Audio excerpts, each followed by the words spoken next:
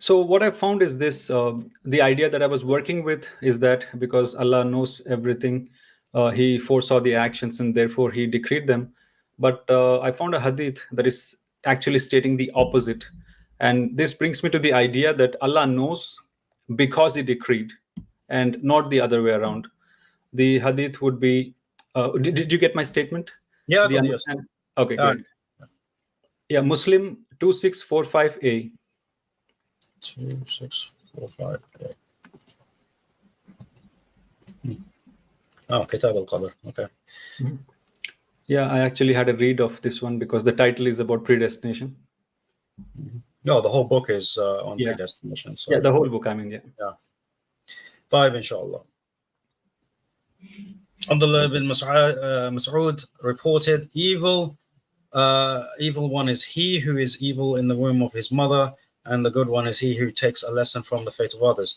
The narrator came to a person from among the companions of Allah's Messenger ﷺ, who was called Hudayfa bin Usayd Ghifari, and said, how can a person be an evil one without committing an evil deed? Thereupon the person said to him, you are surprised at this, whereas I have heard Allah's Messenger ﷺ saying, when 42 nights pass after the semen gets into the womb, Allah sends the angels, give him shit. This is a well-known hadith, but we'll finish it. Then he creates his sense of hearing, sense of sight, skin, flesh, bones, and then says, my Lord, would he be male or female? And your Lord decides as he desires, and then the angel then puts that down. That also puts down that also, and then says, my Lord, what about his age? And your Lord decides as he likes, and the angel puts it down. Then he says, my Lord, what about his livelihood? And then the Lord decides as he likes, and the angel writes it down. And then the angel gets out with his scroll of destiny in his hand, and nothing is added to it, and nothing is subtracted from it. I think you're actually looking for the variation of the hadith where it mentions, Oh, no, this is the one, let me reiterate. So according to him, the sperm comes in the womb, stays for 40 days, then the person... Yeah, then the angel comes and asks Allah, what is his age? Will he be male or female? Then it says Allah decides as he desires. That's my point of contention. Then he talks about, what will be his age. Again, Allah decides as he likes. Then again, the angel asks, what will be his livelihood? Again, Lord decides as he likes. And all this conversation, his destiny is sealed. And at the end, it is telling us there is nothing added, nothing subtracted. So here it is telling that Allah decided as he liked and not the other way around. There is no indication in this particular hadith, that it was based on the foreknowledge what people will commit. But this here, see, the thing is, subhanAllah, this report, there's a variant of this report where it adds a fourth item, right? About whether he will be happy or sad, right? Okay. That's not mentioned in this hadith. Now, the reason why that's not mentioned in this hadith, this particular hadith is talking about the things that we have no control over. We have no control over our gender, our age, and our sustenance, right? Allah decides that. That's done. Right. Okay. So this is as I mentioned to you previously, that there are some things that we have no control over. Right. Okay. So that is purely down to what Allah wants. Okay. But when it comes to the aspect of whether the person is happy or sad, that is referring to whether he's in hellfire or paradise, right? Or paradise or hellfire, and that's based on the choices, right? That's based on Allah's foreknowledge of knowing what we're going to choose. So the question here, this hadith doesn't really answer your question, because your question is based on our free will, our choices versus his predestination, versus his predestination. Yeah, and go on. Yeah, for me it ties in because there are other hadiths which corroborate the record, that Allah has, how He commands to be written. Maybe I can bring that up as well. Just give me a minute.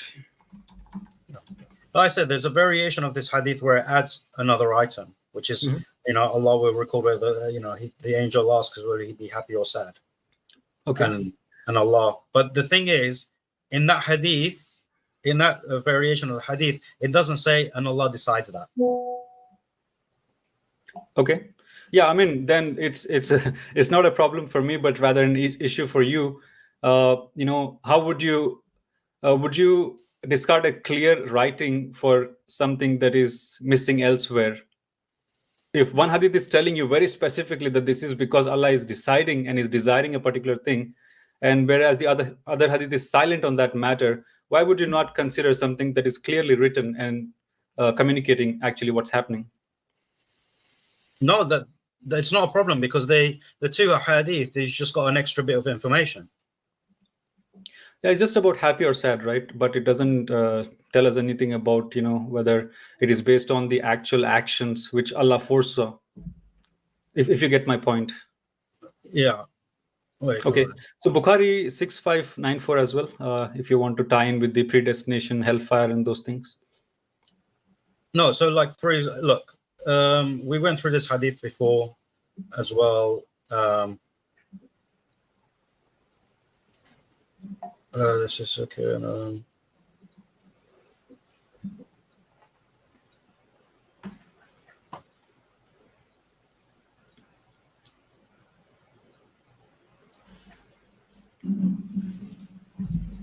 Okay, so that's not that one.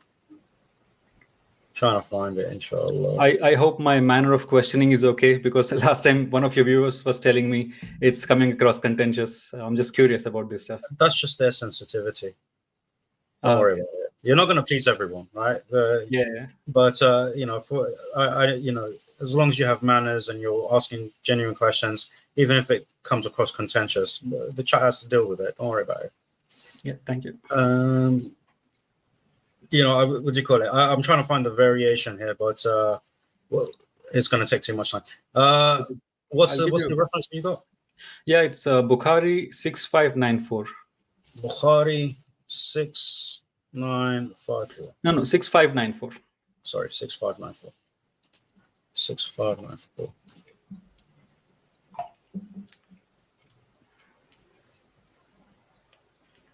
Okay, we could have looked at this in Sahih Muslim as well. It was actually two hadithat. Okay. So he may do, but we discussed this hadith already previously. Yeah. And it actually shows that this is based on the deeds of a person, right? No, sorry. It's totally the opposite. If you look at there. Because he says until destiny takes him, right? That's the bit you're looking at. But look, and he does the deeds. What do you call it? Yeah, until. But then that writing, which Allah has ordained the angel to write, proceeds, and then he does the deeds of the people of paradise.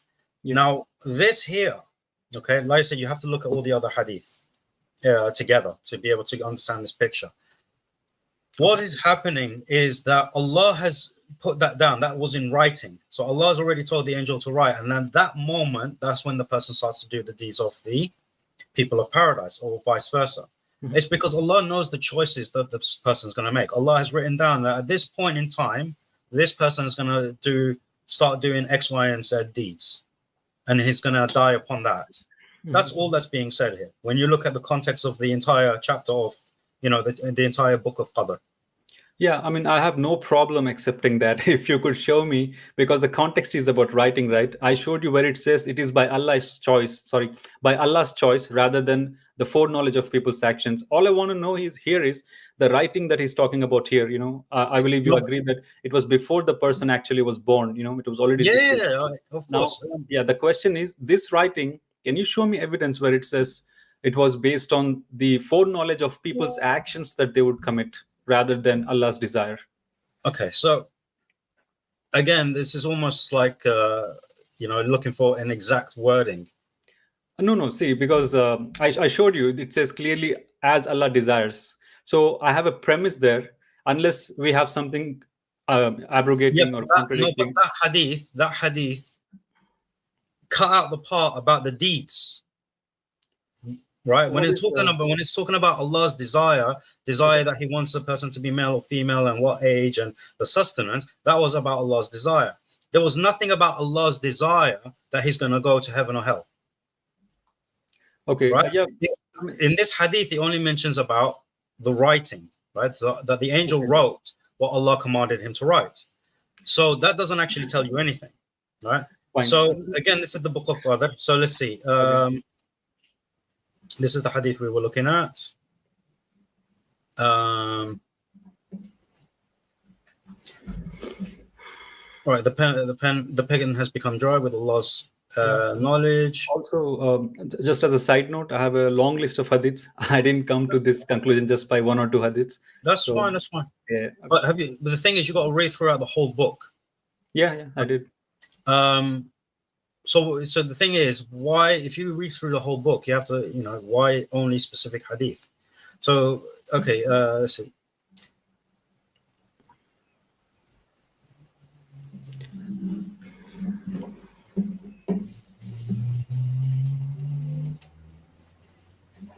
Right here, look at this heading. Mm-hmm. It is Allah who knows what they would have done. There it is. It's in the same. It's literally. That's the hadith that you were quoting. 1 minute, I didn't see that. Can you scroll? Okay, no, that's fine. This is the hadith that you were quoting, right? 6594. Okay. Right. Let's just scroll down. 1, 2, 3, 4, 5, 6. Wait, hold on. No, it's not even 6. 1, 2, 3. It's the third hadith down from the one that you said. And it says, the Prophet ﷺ was asked about the offspring of the pagans. He said, Allah knows what they would have done. Right? So not even what they have done and what they did, but what they would have done. Okay. Right? I think, yeah, I mean, no problem here because you're not getting my line of questioning. No, but you were asking how show me a text or show me a hadith where it says that Allah knows what people are going to do. No, that's not my question. My question was, where can we establish the idea that because he knew their actions, that's why Allah wrote it that way? Here, all it tells me is Allah knows what they're going to do. And my understanding is the reason he would know is because he himself decreed that. So there is no contradiction for me in this particular verse. Okay. Like, for example, let me just give you one example. If I'm a software, I'm a data scientist. So when I write a code, I know what is the end, what it is supposed to give the output. So as a coder, I know what's going to happen. So that's what this is affirming. The previous hadith I gave said he desired. So the desired end is coming from Allah. All I want to be established from you is that writing was not the Allah's desire, but rather he knew what they were going to do. Therefore, he wrote it. So this particular verse, I don't think it clarifies that. Okay. So again, the thing is, you're trying to put it, you're flipping it the other way. You're saying that Allah decrees it. That's why it happens, right? Yeah, and Allah knows because He Himself decreed it that way before the thousands of years before the person. No, but that's the thing. But that's, you're actually saying what I'm saying. Because Allah knows, that's why He decreed it. Okay, in your paradigm, Allah knew it in the second step, meaning actions. He knew from the beginning. So look, I don't know if it's in Bukhari as well, but one of the brothers in the chat, mashallah, he gave me another reference, which is the hadith I was thinking of, but I just didn't know the reference. Let me just bring it up for you, inshallah. Share this. Okay. So this is in Sunan Abi Dawood, 4700. Okay. And this is again, what do you call it? Yes, I know. Yeah, I know this. So you know this hadith, right? Yeah. So it's from the very beginning, right? First thing Allah created was the pen. He said to it, write. It asked, what should I write, my Lord? He said, write what was decreed about everything till the last hour. Yeah. So I don't want to be contentious in this matter. This ties into the first hadith that I mentioned. It's talking about the angel, the writing, right? It all comes back to that. They all tie into one another, right? Yeah. I 100%. But let me switch back to this. Okay, can I give you one hadith now, just to establish what I'm saying? No, but what I'm saying to you, hold on, just give me a second. The thing is, you're saying, how do we establish this? Right? How do we actually establish this? Yes. It is from a hadith like this, where Allah subhanahu where it's mentioned that Allah knows what they would have done. Right? So when Allah is telling the angel to write about where these people are going to go, it's because he knows what they're going to do.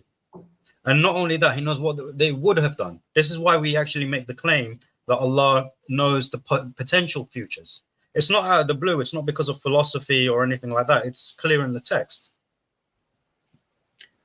Yeah, I mean, I don't know what to say. I heard what you said. No problem there, but I'm still waiting for an evidence, I would say.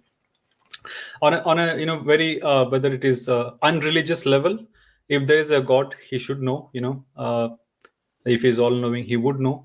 But what I'm trying to search here is within your scriptures, Quran as well as the Hadiths, that this is actually put in words or writing that this is what it is, because it brings up other problems, as you previously in the previous stream we discussed, right, that Allah himself plants sin and righteousness within a person. And then I'm seeing here a lot of things, even you admitted that some of the actions like the demolition of Mecca, whether it is different terrorist acts, not like Islamic overall terrorist acts, earthquakes, poverty, nations coming against nations. So all these are by design, if we have to go with this line of reasoning. And from what I'm seeing, it is all attributed to Allah, because he's taking the responsibility of orchestrating with intricate details every event that is actually happening. And that's a major problem for me. I mean, for any thinking person, that's going to be a problem. No, Allah subhanahu wa ta'ala, as mentioned, Allah subhanahu wa ta'ala gave us a choice, right? At the end of the day, this life is not, part of this life is it's the fact that it's a test. So Allah, when he planted within us the good and the evil, right? The two sides. Allah's the creator of everything, right? So when people think that when we say, oh, Allah created evil, this makes him a bad God. No, this is part of the test, right? Allah created evil to test us with, right? So that's the thing, right? As part of us, we have a dark side, we have a light side. I know I sound more like a Star Wars fan now, the dark and the light side, but that's for us. That's for Allah to test us with. And here's the guidance, and here's what you should stay away from. What are you going to choose, right? And Allah creates the circumstances in which He tests us, and then it's up to us. And then He leaves us to make the choice with the guidance that we've received, and He doesn't leave us astray. We are the ones that lead ourselves astray, and. Yeah, so the issue I have here regarding this line of thought is, you said that God created evil to test us. I would not really, battle with that or contend with that. But your scriptures are telling me that Allah inspires, wickedness and righteousness. So that is a problematic terminology, when you're inspiring. Okay. Where does it say you're okay? Yeah, it's Quranic verse. I'll give you now. And also the Hadith comments on this, and exhibits the same thing. I probably can give you both. Just 1 minute, please. Yeah, no problem. That's fine. Yeah, it is 91, Quran chapter 91, verses 7 to 8. I can also give you a hadith that explains this particular verse and quotes it.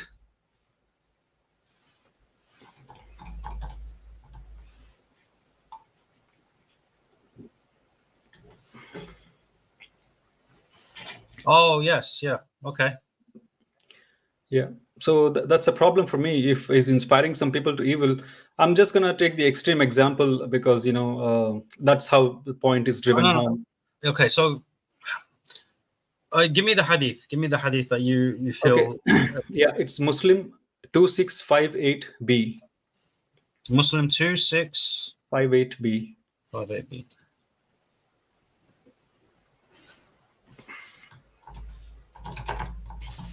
I think I got it wrong in just 1 minute. You got it. Yeah, you got it wrong.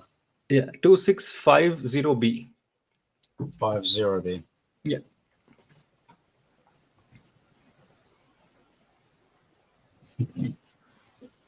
Two 650.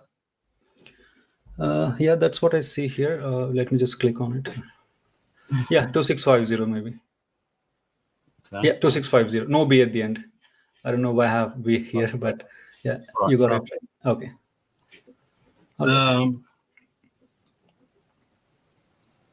Yeah, so over here it's just saying what I said, right? فألهمها فجورها وتقواها.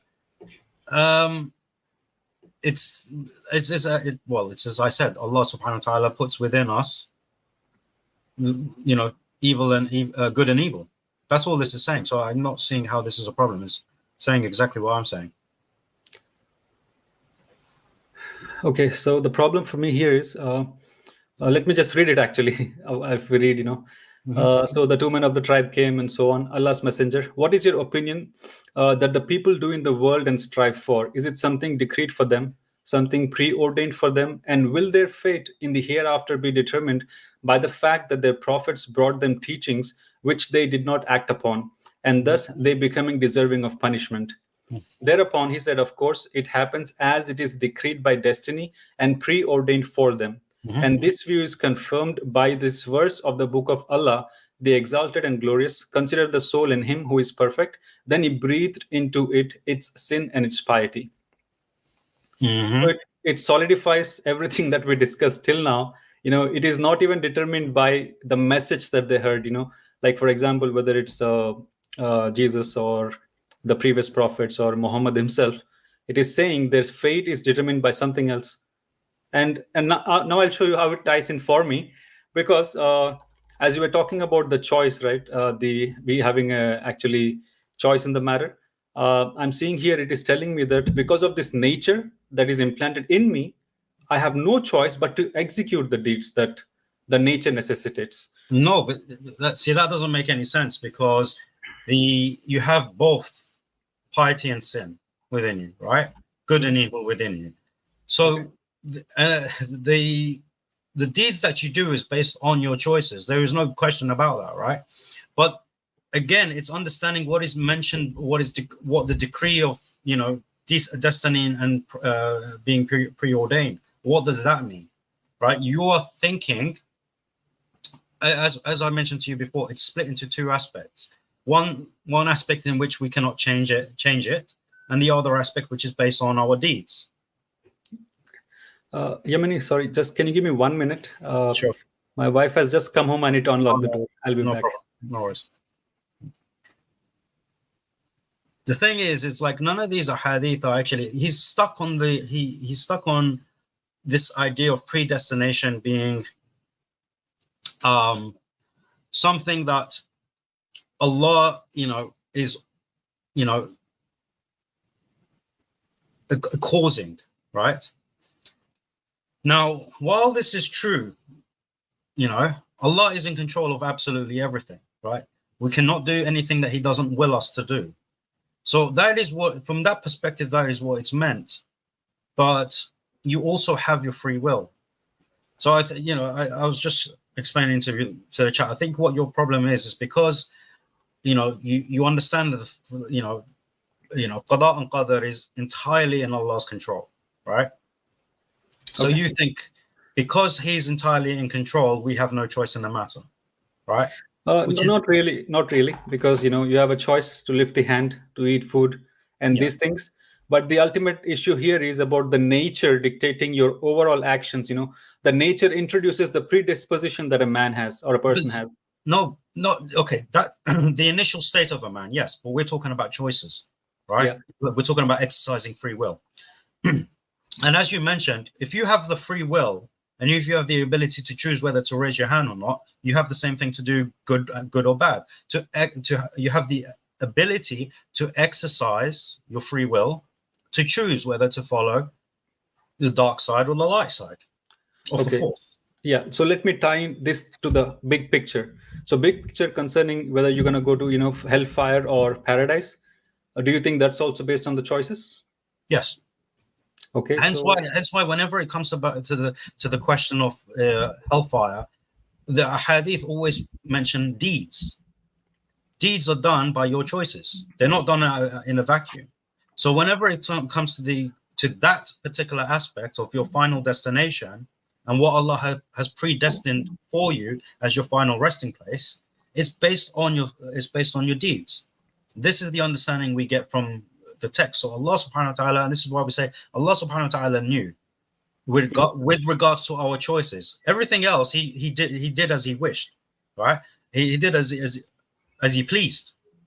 but the choices is the only thing he left alone to, for us to have control over. And Okay. even those are to an extent, as I mentioned to you previously. If it's that's it. Allah has desired that I'm going to live till I'm 35, for example. Mhm. If I'm and he desired that I would die in such and such a place, right? Let's say he desired that I don't die at home, I die in India, right? I could come, moments before, like maybe a week before my death, and I'm like, you know what, I booked a holiday, but actually no, I don't want to go anywhere on a holiday or anything. And then suddenly I change my mind, and I say, you know what, I'm going to take a trip to India, and then I go and I die there. At that point, this is where this is I have no control over, right? Because Allah has decided that I'm going to die there, right? So there's different parts to qada and qadr that we need to understand, but it works. It's a holistic thing. So again, yes, Allah has entire control of absolutely everything. Even our choices, He wills for us to make a choice, to be able to choose for ourselves, right? If He didn't will that, would be like the angels who don't make a choice. See, that's a real problem there. In a moment, you're telling me I have a free will, then you're telling me He also inspires me to make choices. No, and choices are both now in this case, because we're talking about sin nature, righteous nature. So by your statement, no, but notice what I said. Notice what I said. The parts that He the aspects of choice that He inspires has got nothing to do with you making good and bad decisions. It depends. That is in terms of things that aren't in your control. Sorry, I didn't understand. Can you elaborate more on that? So, for example, like if I'm not saying that Allah is controlling, or having a will or inspiring me to make a choice to do good or bad. In the example I gave, it is because I'm meant to die in a particular place. That's got nothing to do with good or bad deeds.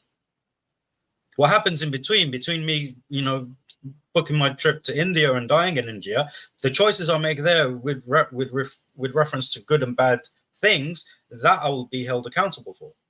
But me making the choice to go to India, it's got no bearing on my final destination. It just means I'm going to die there. Yeah. So to talk about from the biblical perspective, why I'm having a struggle with this. So let me ask you first. I don't know if in Islam, in the Bible, there is a concept that if you honor your father and mother, your lifespan can increase. Is there such a concept in Islam? No. Yeah. So in the biblical idea, the lifespan is not a fixed amount of time. Your death is not, so and so date, this time you're going to die. It's not like that. There are many passages that talk about death being, the time being changeable. In fact, there is an historical event with King Hezekiah. The Lord sends the prophet and tells him that you're going to die, set your house in order. He prays, God extends 15 years for his life. And there are passages like, if you honor your father and mother, your lifespan will increase. So that's not a biblical ideology saying that God has fixed everything, things like that. That's why I'm having a struggle. And when I'm looking at the scriptures here, now, for example, you're talking about we having choices, right? Muslim 2658a, that says that, I think the hadith, so I will not go, I'll just quote it. Allah has fixed the very portion of adultery which a man will indulge in, and there will be no escape from it. And if you go down there, you'll see that this you must commit by necessity. So if this is the case, again, for me, it goes back to the nature that He put in, and then the decree that He has decreed for me to do particular things. So how do you say that we have absolute free will, or we have any free will at all in this matter, especially pertaining to hellfire and paradise? Yeah, because at the end of the day, it's, while this is something, again, when it says Allah, the thing is, I think you're struggling with the terminology in of itself, right? As soon as you hear the word decree, you immediately think no choice. No. As you know, I read it. I understand what it means. But every time but the thing is, every time you explain it, you always add on to say, but I don't have a choice in the matter. I don't have a choice in the matter. Every time you bring to me decree, you add on the part of not having choice. And I'm saying that's not the thing. When Allah decrees that every son of Adam will have a portion of zina, he knows that is going to happen, because this is again a choice that people make, right? A man will look lustfully at a woman, right? But this is, again, it's part of our nature, yes, right, that we are in this way. But we also have a choice not to do or not to do, right? Because the thing is, are we going to say that about the prophets? We don't believe the prophets lusted after any woman, right? Or looked lustfully at any woman, right? Or so the prime example. I mean, biblically, they did, like David and Solomon. But we're talking about the Islamic paradigm, right? Okay, yeah. So in the Islamic paradigm, Yusuf, for example, Yusuf alayhi salam, he was surrounded by beautiful women. Not once did he look at them, right? Not once. And he would be the prime example of, one of the prime examples in the Quran with regards to lowering the gaze. Of course, the Rasul alayhi salam exceeds that. But the Prophet ﷺ never looked lustfully at a woman, right? That wasn't his, of course, right? Sorry, I would have to disagree there, because as you're talking about that, the hadith is coming to my mind. There was a woman passing from before his eyes, and he got tempted, and he says, "Woman comes in the form of a devil." Why would he say that if he's not tempted? No, look, temptation is one thing, looking is another. Right? I'm not sure I follow. How can you be tempted? So, like, for example, if a woman is passing me, I could be tempted to look at her, but I don't look at her. I fight the temptation and I don't look at her. So they're two different things. Yeah, temptation is one thing, and doing the act of looking is another. Right? That's giving into the temptation. The Prophet ﷺ did not give into the temptation. Well, if he did not give into the temptation, how will he be aroused? Your hadith, that particular hadith narrates that he got aroused, sexually aroused, and he had to go back to his wife to release himself. Don't you think that's what it's saying? Okay. Again, when you see a woman, okay, when you see a woman and you divert your gaze, it's because you've already seen her attractive, but that is not.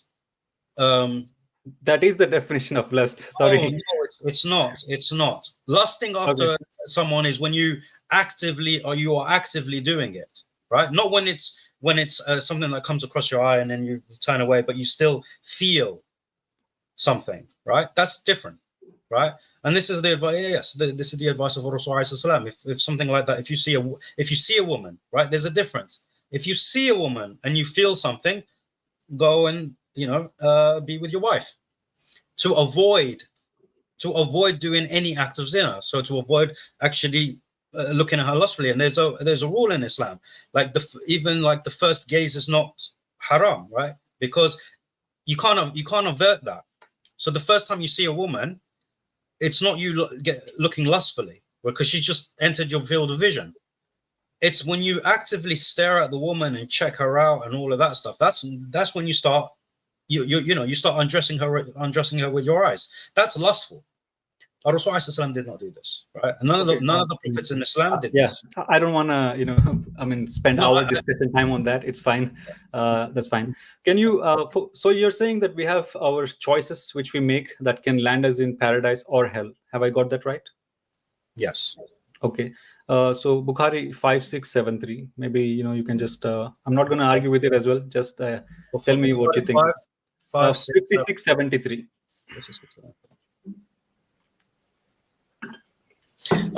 Come on. Okay. I have more. If you want, I can give you more. Let's explain this hadith. Let me just present it. Do you know why he says this? That it's not the deeds that enters paradise. Okay. So what I said to you, it's our choices. All right. I said to you, it's our choices that land us in hellfire or paradise. Right. That's what I said to you. Yes. You think this is contradicting? It's not. It's complementary. Yeah. For me, everything is tied into the discussion we are having. So I agree. It is part of it. So again, over here, what is mentioning here is that let's read it. Okay. Okay. the good deeds of any person will not make him enter paradise. Okay. Mhm. Now, why is that? Okay, because at the end of the day, we are granted paradise with Allah's mercy. But why is Allah merciful to to certain of His creation? It's because we have made the choice as well to believe in Him. This is why Allah Subhanahu wa Taala says that it is the believers that will enter paradise. Okay, Yeah, because there's a choice involved. that's true. But Now, do you think we now can make the choice without the Allah reason. inspiring? Hold on a second. Okay, The sir. reason why it is this is being pointed out is because no matter how many good choices we make, it is not like it's not enough for us to, we don't believe in working our way to paradise. We believe that paradise is granted by the mercy of Allah, because no matter how many good things we do, we can never repay Allah for what He has given us. I think this Okay, is the first time in our conversation you're making these statements. The we never entire we didn't bring this up before. Yeah, That's why. because I mean, you have been hammering the point about free will, good deeds, but when No, we are it's this. It's look. It's still your good deeds. Look, there's only one deed that counts with respect to this, right? It's the decision and the choice to say La ilaha illallah, right? That's the only deed that counts. It's not about how many good deeds you do. So when you say La ilaha illallah, right, this is this is your ticket to Jannah, essentially, but through the mercy of Allah. So you make a choice, and Allah in His mercy, right, He keeps you on the path, right? So that's what it is, because Allah knows where your heart is, and in His mercy He keeps you on the path. And this is why we ask Allah to keep us steadfast on the path and to not let us die except that we are Muslim, because we understand that this is with it, the fact that we are Muslims is part of His mercy, because we sought guidance. With His mercy He gave us that guidance, but there is an element of choice there as well, right? So this is to give you a holistic view of what's being said. And then they said, not even you, O Messenger of Allah, he said, not even myself, unless Allah bestows His favor and mercy on me. So be moderate in your religious deeds, yeah, and do the deeds that are within your ability. And none of you should wish for death, for if he is a good doer, he may increase in his good deeds, and if he is an evil doer, he may repent to Allah. Again, tying in the favor of and the mercy of Allah with deeds. So you should be doing your deeds. This will help you towards gaining the mercy of Allah, in which you will enter paradise with. So your choices do matter, but ultimately it's the mercy of Allah. Yeah, that's true. I mean, continuation of this hadith, or parallel would be that Muhammad actually says that you need to continue doing the good deeds, yeah, so that it may be proved that you are the people of the paradise, and if to everyone it is facilitated to do the things that they were made to do. yeah. So if choice, but that's exactly the point. If choices didn't matter, why is it the choices that deem you whether you're the people of paradise or not? Exactly. So it goes back to the predestination again, whether you were created for paradise or not. The people that are created for paradise, Allah inspires them for righteousness, it becomes easy for them to believe. So it all goes back to the beginning, even beginning meaning before they were born. So for me, however you look at it, it goes back to that ultimately. I don't know. Yeah. I think I just think you're looking at it backwards, right? Because as mentioned, Allah wrote all of this down in Allah al-Mahfud. That's the first point. Well, even forget about the angel and what happens in the womb at the 40 day mark. It is mentioned. Allah tells the pen to write everything that will happen, right? From that moment till the end, till the hour is established, right? What is the pen actually writing? It's writing what Allah knows, right? Allah commanded it to write everything that will happen. So what Allah knows. So Allah knows all that will happen. So from the get-go, we know that everything is written because of His knowledge. Now, the predestination, as you mentioned in your email, the predestination it takes effect at a point in time. So these hadith that you mentioned to me, where a person will do such and such a deed until the destiny takes him, and he does the opposite deeds, the deeds of the opposite people, that is part of the knowledge of Allah being enacted at a point of time. So this is the understanding we have. We don't have it the other way around, as you understand it. It's not the decree of Allah. Allah decreed the pen to write everything that he knows in terms of what will happen from that point till the hour is established. And the pen wrote. Yeah. So in the Islamic perspective, this predestination, I mean, we are almost done with that. This is just a general question. So as a Muslim, how can you know that you are going to paradise? Because from what sorry? We don't. Okay. Yeah, that's another problem. It's not another problem. It's not another problem. So I know for a fact that if I die as a Muslim, I'm guaranteed paradise. If I die as a Muslim, I'm guaranteed paradise. You know, what does that mean when you say Muslim? As a Muslim, someone who testifies La ilaha illallah, right? Okay. So if I die testifying La ilaha illallah, that guarantees me paradise. Okay. But why am I not certain? It's because I don't know the future. I don't know if I'm going to die as a Muslim. Hence, the supplication that we are taught to supplicate by the Rasul sallallahu alaihi wasallam, you know, oh Allah, don't let me die except that I'm a Muslim. Right? Mm-hmm. So we ask Allah for this, right? So please let me die as a Muslim, because we don't know, you know, whether we will or not. How many people, you know, were born Muslim and died non-Muslim? Many, right? We don't want to be among them, right? So that's from that perspective. From our perspective, we ain't got a clue. We don't know, right? Yeah. But in the knowledge of Allah, Allah knows exactly where we're going. We simply ask Allah, let us be the people of paradise, and we strive towards that. Us striving towards that with our choices and fighting the dark side within us, that is us proving to ourselves. It's not proving to Allah anything. It's proving to ourselves that we want it, that we want paradise. And Allah, in His mercy, He makes the way easy for us. Yeah. So hypothetical scenario, you know, because I don't do hypotheticals. Okay, fine. Let me take your statement. This is not hypothetical. You said you don't know whether you're gonna die a Muslim or not. Now, yeah. So would that be the writing kicking in if you don't die as a Muslim? Because from the understanding of the hadith, there was the person was living his life good, and then the writing kicks in and he does the deeds of the people of the fire and he lands up in the fire. The thing is, the writing is kicking in now. Right now, as we're speaking, everything that I'm saying was written.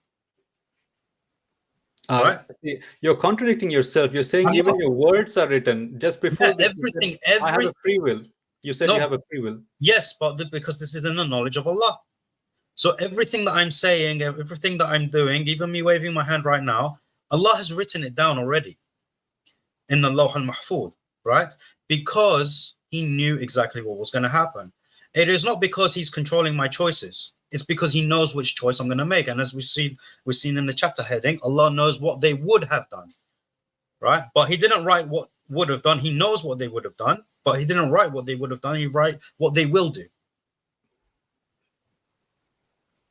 So that's the portion. So the portion of knowledge that is of Allah that is not written is the potentials, right? What people would have done, or what they could have, or what, you know, all of the coulda, shoulda, woulda stuff, right?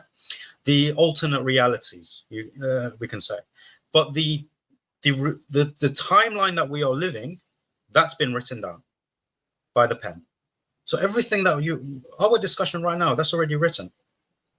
Mm-hmm. But we're making our choices of what to say, what to do, right? There's no compulsion in that. There is nothing in terms of the predestination that makes us void of making those choices. And again, as soon as I mention anything about writing or predestination, your immediate thought process is, oh, so you don't actually have a choice. You're contradicting yourself. Get yourself away from that, because that's a misunderstanding from you. Predestination does not mean a lack of choice. Yeah, I mean, that's what I was hoping, Yemeni. Like, like I showed you something. If there was anything you could have shown me that would have really alleviated that. For now, that will still stand, I believe, because uh, there is no clear evidence that you were actually having a choice, which Allah wrote rather than He decreeing for you. Well, again, see, look, decree is not a lack of choice. This is what you need to understand. All the evidences that you brought today are evidences from my position, not yours. So when you're saying, oh, Yemeni, you haven't brought anything, I didn't need to. You brought it for me. But your misunderstanding, and look, qada and qadar is a difficult subject, right, for people to wrap their heads around. But I need you to move away from this idea that when someone says decree or predestination, it nullifies free will. It doesn't. Okay, I mean, if you say so, what can I say? Okay, look, think on it, and re-examine the hadith again, because every time, look, why are deeds? And ask yourself, why are deeds being mentioned? Why are choices being mentioned alongside the divine decree? If they are, if one ensures the other is void. Okay, let me maybe as we're closing, imagine that a person has leprosy. I don't know if you've seen anyone with leprosy. The flesh corrupts, starts bleeding, and even nose falls off. Is it possible for that person not to bleed or not to get corrupted when he has a leprosy? No, that's out of his control. That is the nature. That is the problem. So once Allah has implanted wickedness in a person, he has to manifest the deeds. Yeah, I mean, this is very logical understanding of what the scripture is telling me. You are using You're telling me I have a free will and a choice to do something about it. No, do you have sorry, let me just finish. Sorry. The Quran verse is telling there is no altering of Allah's creation, and it ties into this aspect of sin and righteousness within a person. So yeah, over to you. Okay, again, the nature of, look, we have no choice but to have good and bad within us. That's a different. You're making this is like a non sequitur almost. But everything that Allah has put within us, that's not within our control. What is within our control is how we use it. I mean, how can you go contrary to your nature, and how long will you go contrary to your nature? Allah gave us the ability to fight ourselves. This is why we call it jihad an-nafs, right? Fighting ourselves, the inner struggle. Allah gave us the ability to do that, to choose, and gave us the will and the ability to struggle against our own natures, to make one over, the good overcome the bad, and vice versa. So, I mean, in the Islamic concept, is man made in the image of God, or is it not? Yes. Is he? Yes. Okay, so I mean, how do you explain then he having sin in himself? Right. That because you have a misunderstanding of what we mean by an image of God. So in the image of God, Allah, there are a hadith that mention about this, that Allah created Adam in the image of God. This is referring to certain attributes, right? So Allah, it is mentioned that Allah has a face. It is mentioned that Allah has eyes. It mentions that Allah has hands. So from that perspective, right, certain attributes. But our likeness is not like Allah, right? So in our image, and the way the scholars simplify it for us is that Allah created us in His design, but with certain attributes that are lesser than His. So we hear, Allah hears. We see, Allah sees. But our sight is not like Allah's. Our hearing is not like Allah's. So this is what is meant by Allah creating us in His image. Okay. Yeah, I think it is different than what the Bible says. Bible specifically says in His image and His likeness. So yeah, but then it says man, man and woman, He created them, right? So if you were to take this literally in your paradigm, would you say that the Father is man and woman simultaneously? You wouldn't say that. You would attribute certain things. Yeah, I mean, God is not even in Islam as well as in Bible. God is unlike His creation. He's kadosh in the Hebrew. completely another, is what it says. So I will Good. not be able to liken and tell you whether he is like that or not, but Good. he is the fullness of the That's right. person. Do you worship Jesus, by the way? Yeah, I do. Yeah. Okay, so then stop doing that. If he's Kadosh and he's not unlike any creation, don't worship the creation. Okay. Makes sense, no?